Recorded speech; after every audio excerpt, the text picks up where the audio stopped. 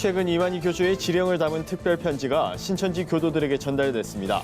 신천지 내부에선 이 교주의 지령이 성경처럼 여겨지고 있다는 사실이 드러났습니다. 장애인 의무 고용 제도가 도입된 지 30년이 지났지만 아직까지 장애인 일자리는 턱없이 부족한 실정입니다. 복지 사각지대에 놓인 장애인들의 경제적 자립을 돕는 곳이 있어 찾아가 봤습니다. 정부가 20일부터 종교시설에 대한 사회적 거리두기를 완화함에 따라 현장 예배로 전환하는 교회가 늘고 있습니다. 안녕하십니까. 구티비 뉴스입니다.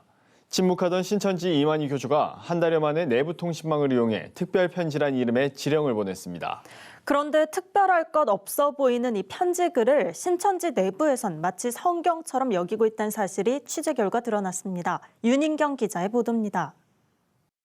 이만희 교주는 최근 신천지 교도들에게 코로나 사태는 하나님이 믿음을 달아보는 시험이라며 내부 결속을 독려하는 편지를 보냈습니다. 지난 3월 13일 이후 한 달여 만에 나온 지령입니다. 이만희 교주는 그동안 매달 두세 통씩 꾸준히 특별 편지를 보내왔습니다. 그런데 이 편지 글이 신천지 내부에선 마치 성경처럼 절대적 가르침으로 여겨지고 있었습니다. 취재 결과 신천지는 교도들에게 이만희 교주의 모든 글을 베껴쓰게 하고 심지어는 예배에서 다 같이 소리내서 읽게 했습니다. 지난 1월 16일 이만희 교주가 대구 신천지를 방문했을 때 설교한 내용 역시 교도들에게 필사를 하라고 시킨 것으로 확인됐습니다. 그 인터넷 총회장 글을 다 필사하는 걸로 바뀌었어요. 일주일에 한 번씩 3일마다 검사였어요. 그냥 예배 때 그 안에 있는 신도들이 다 같이 크게 통독하는 정도? 매번이요? 네, 특별 편지는 그렇게 읽게 해요. 그리고 좀 중요한 내용인 것 같다 싶으면 좀 여러 번 통독해서 읽게 해요. 신천지는 코로나 사태로 모든 건물이 폐쇄된 후에도 온라인 예배와 가정 예배 지침을 통해 교도들이 계속 이만희 교주의 글을 읽도록 지시하고 있었습니다. 지침엔 핍박으로 인해 필사를 하기 어려울 경우엔 읽기만 하라는 내용까지 구체적으로 적혀 있습니다. 신천지가 이만희 교주의 글을 이토록 중요하게 여기는 이유는 이만희 교주를 통해야만 성경을 제대로 알 수 있다고 믿기 때문입니다. 이단 사이비 단체에서 전형적으로 주장하는 이른바 직통 계시입니다. 총회장이 쓴 글이 그 성경 내용이랑 막 요즘 실상 이런 거를 막 자기가 써서 내려주면 우리가 쓰는 거라 그 성경을 공부하는 거랑 똑같아요. 여기 들어가기만 하면은 천국 가는 게 아니라 말씀을 제대로 알아야 되니까 이걸 써야 된다. 성경을 가르쳐준다고 하면서 결국 성경보다 이만희 교주의 말을 더 강조하는 행태야말로 교주에 대한 신격화라고 이단 전문가들은 설명합니다. 신천지에서 예수교니 뭐라고 얘기해도 결국 신도들은 이만희 씨를 죽지 않는 이 시대의 구원자로 믿고 있다는 거, 그 사실이 중요한 거죠. 대외적으로 어떤 이미지 전환을 위해서 내는 메시지에 주목할 게 아니라 그 단체 신도들은 도대체 어떻게 믿고 있는가라는 걸 우리가 주목했을 때 탈퇴자들의 이야기를 들어보면 교주를 이 시대의 구원자로 믿는다는 게 제일 정확한 표현인 것 같아요. 이만희 교주의 지령을 마치 성경처럼 반복해서 읽고 쓰는 신천지. 교주에 대한 우상화와 자의적인 성경 해석이란 이단의 대표적인 문제점을 고스란히 보여주고 있습니다. 구티비 뉴스 윤인경입니다. 올해는 장애인 고용을 촉진하기 위해 장애인 의무 고용 제도를 도입한 지 30년이 되는 해입니다. 하지만 장애인 고용 비율은 3% 안팎으로 여전히 낮습니다. 복지 사각지대에 놓인 장애인들의 자립을 위한 대책이 절실한 상황인데요. 이런 가운데 장애인의 일자리 창출과 자립을 돕는 곳이 있어 찾아가 봤습니다. 한혜인 기자입니다. 마스크를 쓴 20대 유건희 씨가 옷 진열대 먼지를 털고 책 정리에 집중하고 있는 이곳은 구딜스토어 일산점입니다. 건희 씨에게 구딜스토어는 사회생활을 시작한 첫 번째 직장이자 장애에 대한 편견 없이 사람들을 만나고 꿈을 펼칠 수 있는 공간이기도 합니다. 옷이 삐뚤삐뚤해서 정리하고 책도 정리했습니다. 그냥 여러 가지 일을 할 수 있어서 기분이 좋은 것 같습니다. 구딜스토어는 사회적 약자들을 돕기 위해 1902년 미국에서 먼저 문을 열었습니다. 한국에서는 2011년 미랄복지재단에서 장애인들에게 일자리를 제공해주기 위해 시작됐습니다. 개인과 교회, 기업이 후원하거나 기증한 물품을 판매해 발생한 수익으로 장애인에게 일자리를 제공하는 방식으로 운영됩니다. 서울과 경기, 전주, 창원, 대전 등 전국 9개 지점이 운영 중이며 246명의 장애인 직원과 123명의 비장애인 직원이 근무하고 있습니다. 장애인들에게 가장 큰 선물은 일자리라고 생각합니다. 그냥 시혜적인 어떤 도움을 받는 것보다는 일자리를 제공함으로써 일을 통해서 일의 힘을 통해서 자립도 하고 자존감도 세우는 그런 의미의 아주 중요한 사업이라고 생각을 합니다. 구딜스토어 일산점의 경우 1층은 판매장, 2층은 작업장으로 운영됩니다. 작업장으로 올라가 보니 기업과 개인에게 기증받은 물품을 분류하고 정리하는 작업이 한창 진행 중입니다. 오늘 어떤 일 하고 계셨어요? 옷 걷는 일이요. 네, 걷는 일 하니까 기분이 어때요? 좋아요. 구딜스토어는 지난 10년간 많은 기업과 개인의 헌신으로 장애인 복지의 새로운 가능성을 열 수 있었다며 올해 안에 10개 매장에서 280명의 장애인들이 일할 수 있도록 돕는 것이 목표라고 말했습니다. 장애인들에게 만나보면은 월급을 받으면은 어떤 걸 제일 하고 싶으냐 그러면은 부모님에게 용돈도 드리고 가족들에게 선물도 하고 싶고 외식도 하고 싶다 그래요. 장애인들을 기억만 하는 것이 아니라 알고만 있는 것이 아니라 실제적으로 그들을 도움을 줄 수 있는 것이 무엇인가를 생각해 보면은 저는 일터라고 생각을 합니다. 그래서 장애인들에게 일자리 만드는 일에 한국교회가 적극적으로 나서준다면은 우리가 계획했던 것보다 더 빨리 장애인들에게 많은 꿈과 희망을 줄 수 있는 이런 일자리가 많이 생겨나리라고 저는 생각을 합니다. 우리나라 장애인의 수는 258만 명이 넘었지만 장애인들의 일자리는 여전히 부족합니다. 이들이 경제적으로 자립하고 사회에 적응하기 위해서는 정부와 기업, 개인 그리고 한국교회 차원에서의 역할에 대한 고민도 필요해 보입니다. 구TV 뉴스 한혜인입니다. 정부가 내달 5일까지 사회적 거리 두기를 일부 완화한다는 지침을 발표했습니다. 방역 지침을 준수하는 종교시설에 한해 운영 중단이 아닌 운영 자제를 권고하는 것으로 거리 두기 수준을 낮춘 겁니다. 이에 따라 온라인 예배를 드리던 교회에선 현장 예배를 재개하려는 움직임을 보이고 있습니다.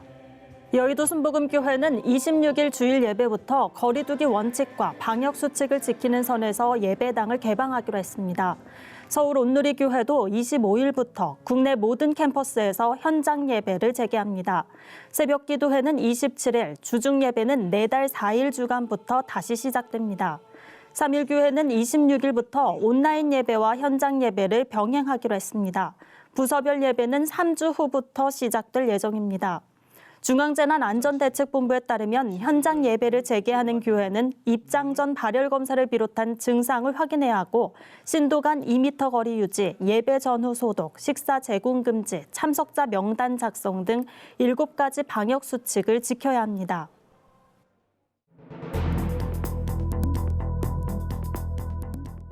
세계 곳곳의 주요 소식을 살펴보는 시간입니다. 미국에서 코로나19 확산 억제를 위한 봉쇄 조치에 항의하는 시위가 확대되고 있습니다.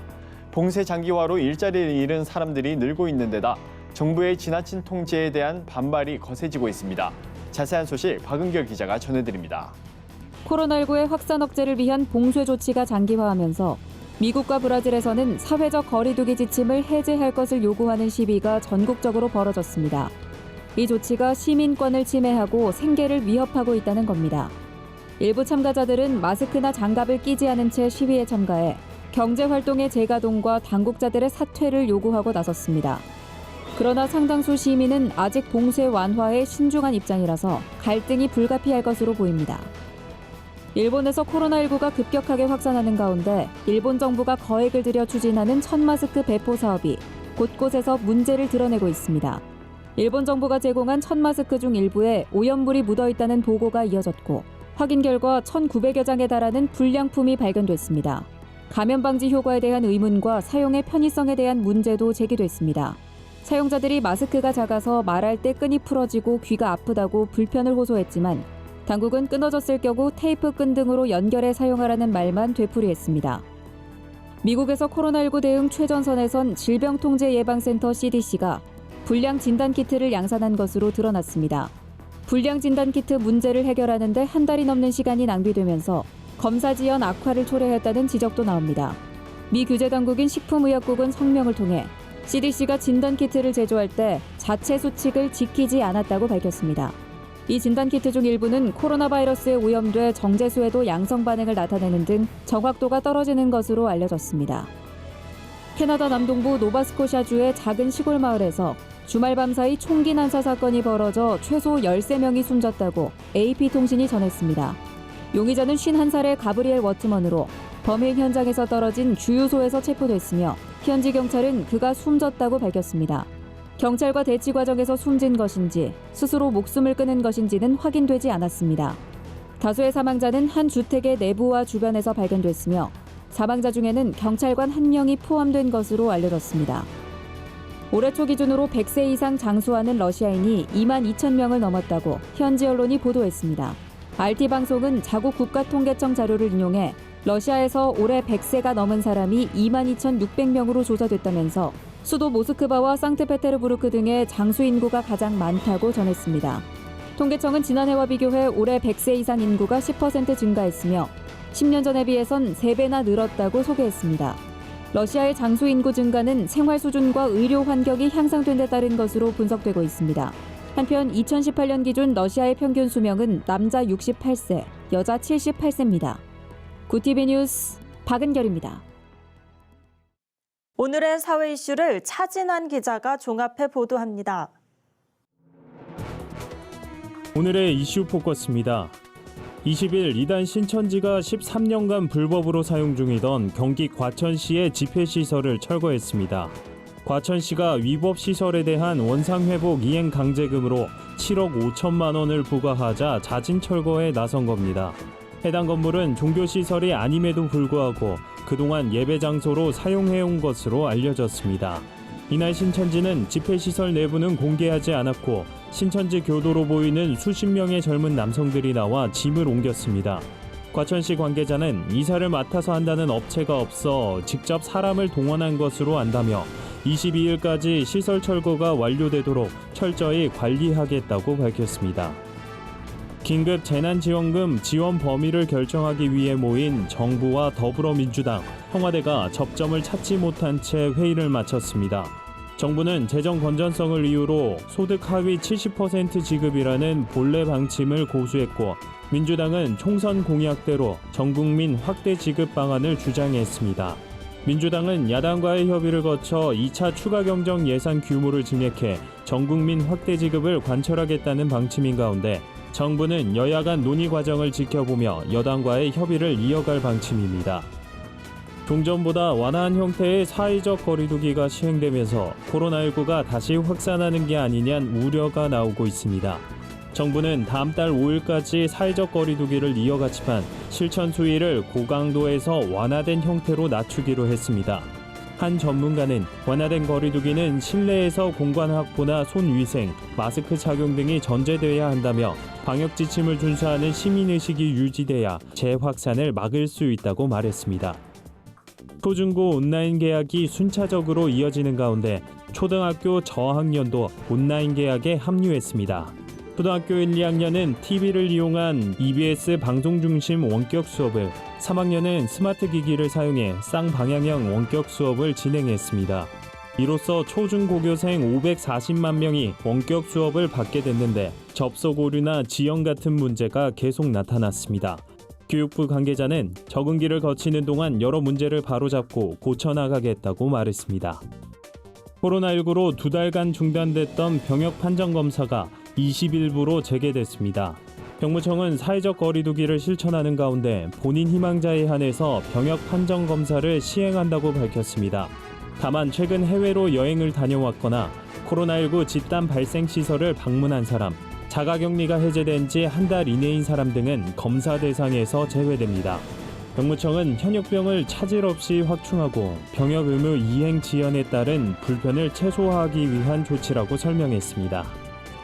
코로나19 사태로 직격탄을 맞은 항공과 정유 등 기간 산업을 지원하는 대책이 마련됩니다. 정부는 이번 주 문재인 대통령이 주재하는 제5차 비상경제대책회의를 열어 지원 방안을 논의할 예정입니다. 이들 기간 산업이 유동성 위기를 타개할 수 있도록 고용 유지 등을 조건으로 20조 원 이상을 지원해주는 방안이 검토되고 있습니다. 또한 회사채 발행 때 정부가 지급 보증을 서는 방안도 논의될 것으로 알려졌습니다. 구티비 뉴스 차진환입니다. 글로벌 선교방송단과 함께하는 교계 소식을 하나한 기자가 보도합니다. 공직선거법 위반 등의 혐의로 구속돼 재판에 넘겨진 한국기독교총연합회 대표회장 전광훈 목사가 보석으로 풀려났습니다. 지난 2월 24일 구속되고 2달여 만입니다. 재판부는 전 목사가 증거를 인멸하거나 관련자에게 해를 끼칠 염려가 없다고 보고 보석 청구를 받아들였습니다. 다만 재판부는 전 목사에게 석방의 조건으로 보증금 5천만 원을 내도록 했습니다. 또한 전 목사는 주거지에만 머물러야 하고 증거를 인멸하지 않겠다는 서약서도 법원에 제출해야 합니다. 이외에도 재판부는 변호인을 제외하고 재판에 필요한 사실을 알고 있다고 인정되는 사람과 만나거나 전화, 문자 등의 접촉은 안 된다고 밝혔습니다. 상도교회 박신호 교회기자가 보내온 소식입니다. 한국기독교직장선교연합회가 한국농어촌 선교단체협의회 사무총장 김기중 목사를 초청해 직장인 정오 금요 예배를 드렸습니다. 이 자리에서 김 목사는 코로나19로 제값을 못 받는 채소가 많아 농가들이 어려움을 겪고 있다며 한국교회가 감자 소비운동, 배추 사재기 자제운동 등 착한 소비운동에 동참해 줄 것을 제안했습니다. 이와 관련해 한국농어촌 선교단체협의회 생활협동조합은 조합원들이 한 구좌에 10,000원씩 자발적으로 출자해 유기농 재배로 생산한 먹거리를 공동 구입하고 소비하는 운동을 펼치고 있습니다. 한동대학교가 성경구절을 필사하면 한 구절당 200원씩 기부하는 필사 직생 캠페인을 진행하고 있습니다. 좋아하는 성경구절을 쓰고 사진을 찍어 공유하면 한동대학교 총동문회와 익명의 후원자로부터 후원금을 받아 코로나19 취약계층에게 기부되는 겁니다. 17일 기준 2만여 개의 필사가 이루어졌고 300만 원이 넘는 금액이 모였습니다. 이 캠페인은 한동대학교 학생뿐만 아니라 한국교회 성도들 모두가 참여할 수 있으며 오는 30일까지 진행될 예정입니다. 한국기독교교회협의회 장애인소위원회가 장애인의 날을 맞아 성명서를 발표했습니다. 교회협은 장애인의 날은 장애인 차별 철폐의 날이 돼야 한다면서 장애인 한 사람 한 사람이 당당한 시민으로 인정받으며 사회적 역할을 감당할 수 있도록 법적, 제도적 장치를 마련하는 일에 힘써야 한다고 밝혔습니다. 또한 한국교회가 장애인에 대한 차별을 없애는 일에 적극적으로 발벗고 나서야 한다며 장애 감수성을 높이는 체화 교육 프로그램을 실시하고 장애를 겪는 교우들이 모든 사역 프로그램에 자발적으로 참여할 수 있는 환경을 조성하는 것이 시급하다고 말했습니다. 구티비 뉴스 하나은입니다. 4월 20일은 장애인의 날입니다. 장애인들이 우리 사회 구성원으로 불편 없이 살아가기 위해서는 사회적 인식은 물론 일자리 창출, 편의시설 확충 등 변화가 필요한 부분이 여전히 많습니다. 이처럼 크고 작은 변화들이 모여 장애인들도 비장애인들과 다름없는 일상을 누리게 되길 기대해봅니다. 이상으로 뉴스를 마칩니다. 오늘도 함께해 주신 여러분 고맙습니다.